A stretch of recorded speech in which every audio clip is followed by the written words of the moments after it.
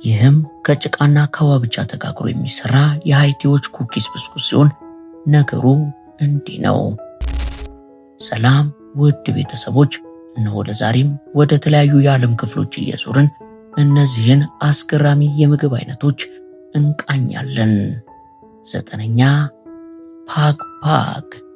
ጉብኝታችንን የፊሊፒንሷ ምድር ወደ ሆነችው ማኒላ እናደርግና ቶንዶ ተብላ ወደምትጠራው ሰፊ የድሆች መንደር ጎራ ብንል አንድ ለዓይንም ለጆሮም ግርም የሚልና የሰው ልጅን የፍርቱና ጥግ የምናይበት ስፍራን እንመልከት።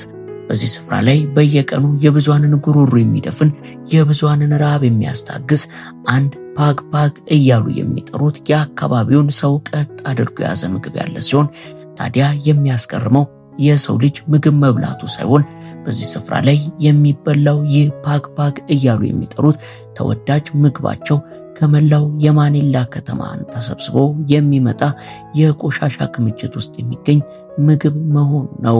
በዚህ ስፍራ ላይ ለብዙዎቻችን ተረፈ ምርት ተብሎ የምናውቀውና የሚጣለው ምግብ በሺዎች ለሚቆጠሩ ሰዎች የዕለት ጉርስ ሆኖ እያገለገለ ያለ ሲሆን ፓግ ማለት እንደ KFC እና ማክዶናልድ ከመሳሰሉት ትላልቅ የምግብ ተቋማት የተጣሉ ተረፈ ምርቶች መገኛ ስፍራ ሲሆን በተለይም የዶሮ ስጋ ቅሪቶች ከቆሻሻ ገንዳዎች ተለቅመው ታጥበውና እንደገና በስለው ለምግብነት የሚቀርቡ ምግቦች የሚገኝበት ስፍራ ነው። ፓግ የቶንዶ ትልቁ የድሆች ሰፈር ባህላዊና ተወዳጅ ምግብ ሲሆን ብዙዎችም ይወዱታል። ዋነኛ ምክንያቱ ደግሞ እጅግ ዝቅተኛ በሆነ ዋጋ መገኘቱና እንደነሱ አባባል ጣፋጭ መሆኑ ሲሆን ታዲያ ምናልባት ይህንን ስንሰማ ለመቀበል ትንሽ ቢከብድም ነገር ግን ይህ ለእነዚህ ሰዎች የዕለት ተዕለት ሕይወታቸው ነው። ታዲያ ሰብሳቢዎቹም በቀን ለ12 ሰዓት ያህል በቆሻሻ መጣያ ቦታዎች ላይ በመሰማራት ከአይጥና ከዝንቦች ጋር ተጋፍተው የሰበሰቡትን ምግብ $5 ይሸጡታል።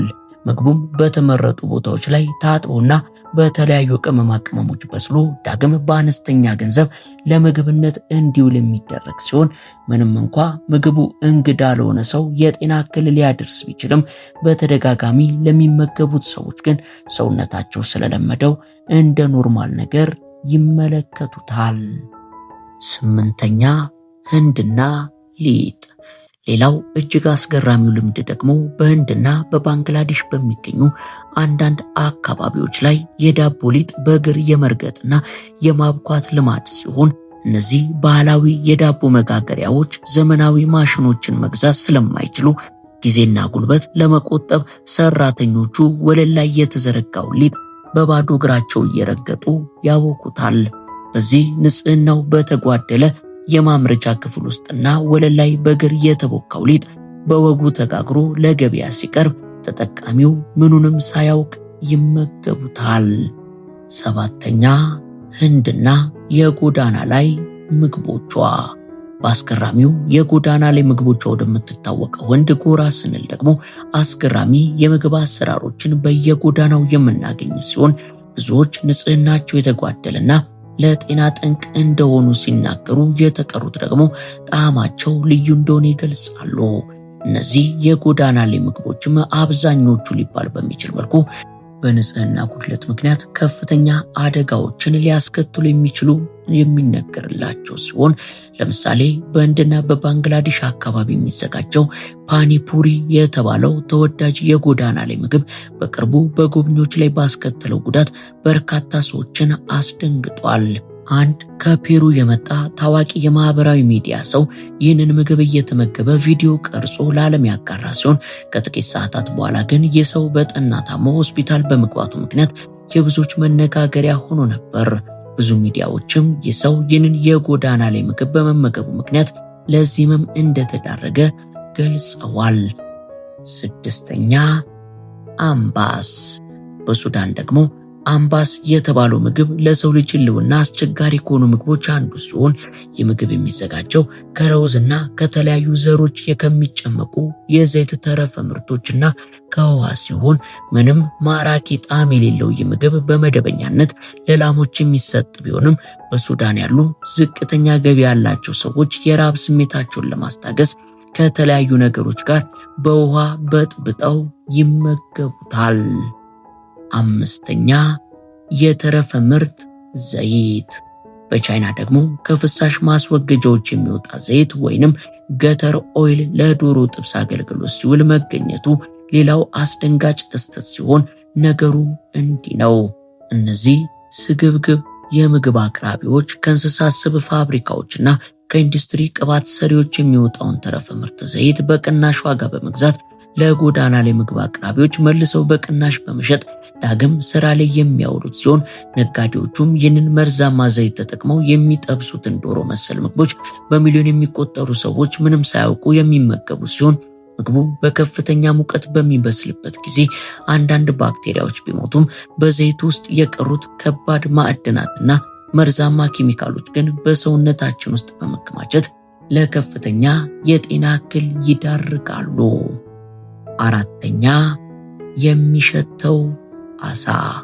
በአውሮፓ ደግሞ በስዊድን ሀገር የሚገኘው ሱርስቶርሚንግ የተባለው የኮመጠጠ አሳ በዓለም ላይ እጅግ ከባድ ሽታ ካላቸው ምግቦች ውስጥ ቀዳሚውን ስፍራ የሚይዝ ሲሆን ይህ የበሰበሰ አሳ ሽታው የቆሸሸ ውሃና የበሰበሰ እንቁላል የሚመስል ሲሆን በጣሳ ውስጥ በሚታሸግበት ጊዜ ጥቂት ጨው ብቻ ስለሚጨመርበት የመበስበስ ሂደቱ ይቀጥላል። በዚህ ምክንያት በጣሳው ውስጥ የሚፈጠረው ጋዝ ጣሳው እንዲያብጡላ የማድረግ አቅም ያለው ሲሆን ይህንን ምግብ ወደ ውጭ ሲከፍቱት ፈሳሹ እንዳይረጭና ሽታው በልብስ በክፍል ወይንም በመኪና ውስጥ እንዳይቀር አብዛኛውን ጊዜ ውሃ ውስጥ ተዘብዝፎ ይከፈታል። ምንም እንኳን ለአመጋገብና ደረጃውን የጠበቀ ምግብ ቢሆንም ምግቡ ግን ሽታውን ተቋቁሞ መመገብ ለሚችል ሰው ብቻ ነው። ሶስተኛ አርቲፊሻል ምግቦች። በዘመናዊ ገበያ ውስጥ የሚታየው ሌላው አሳሳቢ ጉዳይ የፕላስቲክ ሩዝ ስርጭት ሲሆን በቻይናና በህንድ የሚገኙ አንዳንድ አምራቾች ከወረቀት ቁርጥራጮች ወይንም ሰው ሰራሽ ከሆነው ሴንቴቲክ ሙጫ ሩዝ በመስራት ከእውነተኛው ሩዝ ጋር ቀላቅለው ይሸጡታል። ይህ የፕላስቲክ ሩዝ እንደ ናይጄሪያ ባሉ መሰል አፍሪካ ሀገራት ጭምር የሚላክ ሲሆን ይህንን ሩዝ ለመለየትም ብዙ በሚሞቅበት ጊዜ የመቃጠል ባህሪ የሚያሳይና ሲበላም እንደ ማጣበቂያ ሙጫ የመለጠጥ ስሜት የሚሰጥ ሲሆን ከሩዝ በተጨማሪ ደግሞ በቻይና አንዳንድ ግዛት ውስጥ በተለያዩ ንጥረ ነገሮች የሚዘጋጁ ሰው ሰራሽ እንቁላሎች በስፋት እየተሰራጩ የሚገኙ ሲሆን ቅርፊቱም ከኖራና ከፓራፊን ሰም ሲሰራ አስኳሉ ደግሞ ከላስቲክ አረፋ በቢጫ ቀለም ተቀላቅሎ ይዘጋጃል።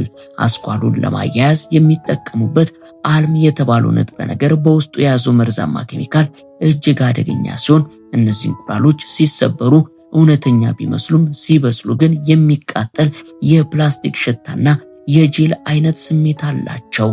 ሁለተኛ የውሸት ዋልነቶች። በተጨማሪም የቻይና አጭበርባሪ ገበሬዎችና ነጋዴዎች የሚሰራጨውን የውሸት ዋልናቶች ጤናንም ኪስንም የሚጎዳ አይነት የማጭበርበሪያ ዘዴ ሲሆን ነጋዴዎቹ ያገለገሉ የዋልናት ቅርፊቶችን ባንድ ላይ በማሰባሰብ በውስጣቸው ትናንሽ ድንጋዮችንና አሸዋዎችን በመሙላትና ቅርፊቶቹን በማጣበቂያ መልሰው በማያያዝ ለገበያ ያቀርቧቸዋል። ይህም ታዲያ ዋልነቶቹ በሚዛን ተሰፍሮ የሚሸጥ በመሆኑ ውስጣቸው ያሉት ድንጋዮች ክብደቱን በከፍተኛ ሁኔታ እንዲጨምር በማድረግ በከፍተኛ የኪሎ ዋጋ ይሸጡታል። አንደኛ የጭቃው ኩኪስ። በዚህ ደግሞ ከወደ ሃይቲ የሚገኙት የጭቃ ኩኪስ እያሉ የሚጠሩት የምግብ አይነት ሌላው እጅግ ልብ የሚነካና አሳዛኝ የህልውና ትግል ማሳያ ሲሆን እነዚህ የምትመለከቷቸው ኩኪሶች ወይንም ብስኩት መሰል ነገሮች የተለየ ጣዕምም ሆነ የምግብ ንጥረ ነገር የሌላቸው ከመሆናቸውም በላይ ከአፈር ከውሃና ጥቂት ጨው ተለውሰው በፀሐይ ላይ እንዲደርቁ በማድረግ የሚዘጋጁ የሃይቲዎች የክፉ ቀንና የችግር ምግብ ነው። ታዲያ የሃይቲ ምስኪን ማህበረሰቦችም ይህንን ጭቃ እያወቁ የሚበሉት ወደውና ፈቅደው ያደረጉት ሳይሆን በከባድ የረሃብ ስቃይ ምክንያት ሆዳቸውን ለመሙላት ስለተገደዱ ሲሆን የሚመገቡትም ምንም አማራጭ ስለሚያጡና የረሃብ ህመሙን መቋቋም ስለማይችሉ ነው።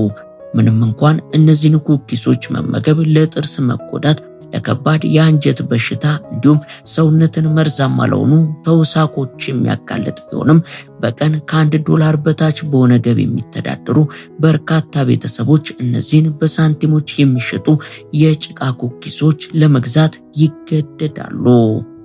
እናም በአጠቃላይ እነዚህ አስደንጋጭ የምግብ አይነቶችና የምግብ ዝግጅት ልምዶች የሰው ልጅ በድህነት በቸልተኝነትና ባልተገደበ የስግብግብነት ስሜት ምክንያት ምን ያህል ታላቅ የጤና አደጋ ውስጥ እየወደቀ እንደሚገኝ በግልጽ ያሳየናል።